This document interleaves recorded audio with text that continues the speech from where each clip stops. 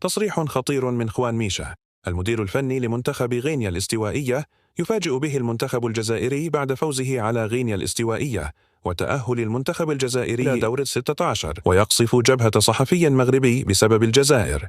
لن تصدق ماذا قال.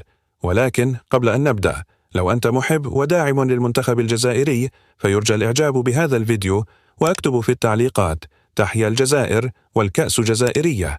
ولا تنسوا أن تعطروا فمكم بذكر الله والصلاة على رسولنا الكريم. بعد فوزه القوي على غينيا الاستوائية، أعلن المنتخب الجزائري عودته الحقيقية إلى واجهة القارة الإفريقية بقيادة قائد الأوركسترا رياض محرز وبشخصية منتخب لا يرحم. تأهل المنتخب الجزائري إلى دور 16 متصدرا بالعلامة الكاملة. فاجأ مدرب منتخب غينيا الاستوائية الجميع عقب نهاية المباراة التي خسرها منتخب بلاده أمام الجزائر، حيث اعترف بقوة الجزائر وأنه أصبح واحدا من أخطر منتخبات القارة الإفريقية في الوقت الحالي.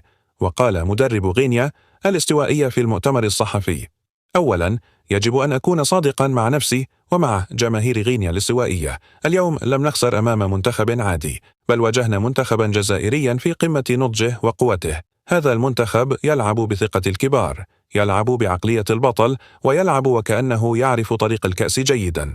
وسأله صحفي مغربي: هناك من يرى أن الجزائر تتحدث كثيرا عن التحكيم، لكن ألا تفوز هي الأخرى أحيانا بقرارات تحكيمية؟